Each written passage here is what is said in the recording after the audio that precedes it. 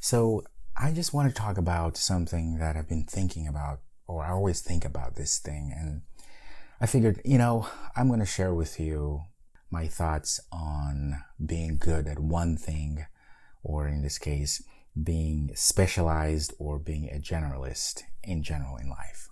So I tend to think about a lot of things, in case you haven't noticed.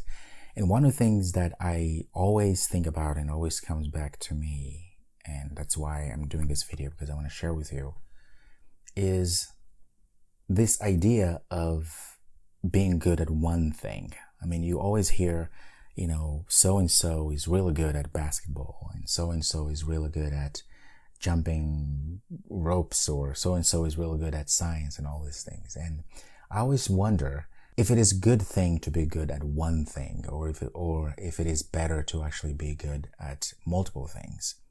Okay? And I know most of us were taught that it's impossible to be good at multiple things, which it may be true and it also may not be true. And so that is what I would like to deconstruct, or at least talk to you about what I think about this thing, this nagging idea that we've all probably have encountered in our lives of being specialized versus being a generalist, right? Or have a general knowledge on things. This is what I'm going to be talking about in this video. Hello, welcome. My name is Paulo. If you're new here in this channel, I make sure to talk about tips on productivity, personal finances, books that I'm reading, business, entrepreneurship. So literally anything that interests me as a person, I share with you as I grow into a person that I want to be, which is a well-rounded person, a person who is not just one-dimensional, is multidimensional, meaning a person that knows more than one thing. Yes, it's possible. Also, if you're new to this channel, please consider subscribing and make sure to click on the notification bell. That way, every time I have new videos such as this, you are notified, and you are happy that you're notified because you know that you're going to have a great time with me here, and we're going to be talking about great things, as we always do. So that's a good thing. Let's go to the topic of the day. So, being good at one thing. I always thought that was the idea. In fact, growing up, I always wanted to be good at one thing only, because if you're good at one thing, really good at one thing, I'm talking about the top one thing, then that's what is expected of me. And although that's true, I want to say that, there are certain cases where you have to be specialized. In this case, doctors or certain kind of scientists, they need to be specialized in one particular career and a particular wealth of knowledge. But I also would argue that there's always this inner connection between all of these buckets of knowledge, if we will. So in reality, even the most specialized people, I don't think technically they are specialized where they don't understand other things that are going around. There's a lot of debate on that. So for me, I always think in terms of, yes, I want to be good at one thing. I want to be known for one thing, if that's even a thing. It sounds like I want to be famous or anything. But the idea is like, yes, in this world right now, if you want to get a job, you usually have to know certain skills, and they hire you to perform those tasks, those skills, and make a profit, make the company profit. And you get some money as a remuneration. Okay, and that's wonderful. That's how the system works. It's been working for a long time. But I would argue that generally speaking, no pun intended, I think it is more advantageous, at least in my opinion, to be more of a generalist than a specialized person, especially when it comes to understanding how this whole thing that we call life, how it all works. There's so many things in the world. There's so many pieces. There's so many, I'll call them buckets of knowledge out there. And trying to connect, I think knowledge really is the ability of connecting this bucket with that other bucket and trying to find the pattern that kind of feed to each other, right? So this bucket, that bucket. And so if you can create this almost kind of like neural system within these buckets of different knowledge, I think that is what ultimately is all about learning. That's what ultimately Da Vinci was all about, right? Da Vinci, from what I read, he was a guy who was a true Renaissance man who loved to learn. He wasn't just good at painting, at visualizing things and do art, but he liked science.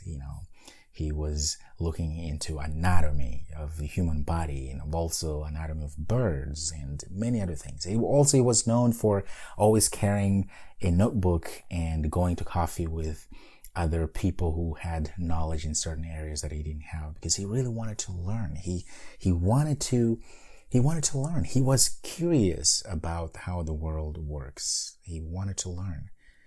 And although I never met the man, I would imagine that he always, I would think that he was humble in a sense that he knew what he didn't know, and he didn't use that as something to diminish himself, to say, well, you're not smart because you don't know this. It was more of like, oh, great, I don't know X. What do I do if I don't know X? Well, I need to learn it. How do I do to learn something? Well, let's find people, let's read books, let's find people who know this topic so well so I can learn from them. And that teaches us, at least for me, it gives me hope in a way.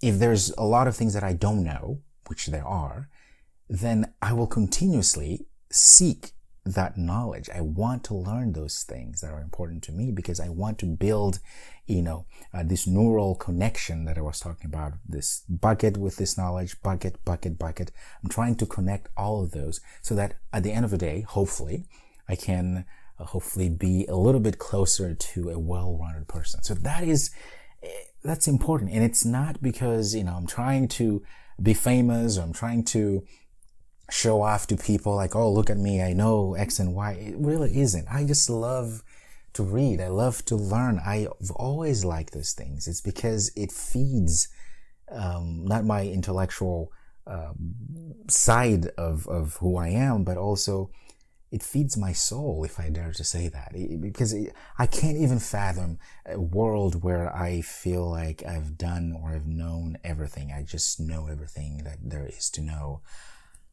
That would be so boring. It would be the equivalent of telling me that there is no more bread production in the whole wide world. So there's no bread. Bread is over. What? There's no bread? No. I want bread. I love bread. Bread is good. The idea is to keep seeking for more knowledge, not just things, but knowledge, because I think, it is with knowledge that we become more compassionate. We understand how the world works. We understand, number one, how our cultures work. We understand how the world works in general. We understand, not just the physics or the science or the math, the languages, we understand more than that. We understand all of it. We have all those pieces, all those buckets of knowledge, all connected. To me, that is what drives me. That's what knowledge is the connection, this neural system that you can connect the dots, if you will, the buckets with all of these small pieces of knowledge. So in a sense, being a generalist is more, for me, it's more appealing because it just makes me feel like there's more to learn. And I want to feel that way because that drives me. That makes me realize that there's so much I don't know. Most of us don't want to be realizing that we don't know much because it's such a scary thing in a world where we're expected to know everything. You gotta know this, that, right? And so when you're told that you don't know something, it's shocking because the first thing I think in most cases, that you feel attacked. You feel as if somebody's told you, the reason why you don't know X is because you're not as smart as James somewhere, right? It's not the idea. So if you think in those terms, of course, it's going to feel like an attack. But if you think in terms of, it is an opportunity for me to become a beginner again, for me to have this mindset of what they call the beginner's mindset. I think that's what they call, where you have this sense of, this sense of wonder. I wonder how that works. Like, I wonder how light works. I wonder how language works. How is it that a baby learns how to use their mouth and tongue and learn language? How do adults learn language? One of the things that Da Vinci was curious about, for many things, was how does a woodpecker has all that force to peck on wood, to keep hitting a wood, a trunk At the same time, the woodpecker would never have a fractured skull, right? Those are questions that are so mundane in a way, but he was curious about that. It's like, yes, how is it that a woodpecker can do that and not destroy its skull, as a result destroy or damage its brain, right? And so what he did, well, he started observing, looking at woodpeckers and learning more about it and trying to really understand how that works. And so there's poetry, there's beauty in that. I find it so fascinating. That's the reason why I started this channel, is because I want to hopefully inspire you to think in those terms. Don't look at not knowing something as a punisher, as I always say, right? Something, oh my goodness, I don't know X. Oh, I'm not going to feed my children because I just don't know. I'm not as smart. No. Look at not knowing something as an opportunity for you to actually go and learn something. Always think in those terms. I think it's going to help you to live a better life. It's going to help you to be more satisfied, fulfilled with your life if you think in those terms. Thank you so much for your time. If you're new here, don't forget to subscribe and like this video, share this video. And as always, I'd like to hear what you think about this specialized versus a generalist, or being good at one thing versus just being good at multiple things, or at least a few things and just more than one. Okay, so in the comments below, go ahead and type your comments. What do you think? What are your thoughts? How do you approach learning? What do you think when somebody tells you that you're not good at something? Does it hurt? Does it make you feel like you want to go and learn that thing or more things? How do you feel about that? And I think it's a good discussion to start thinking about. If you never thought about it, let me know in the comments below, because maybe that's kind of open another door, another question that will hopefully make you more curious into understanding the psychology of learning and growing into becoming more like Da Vinci.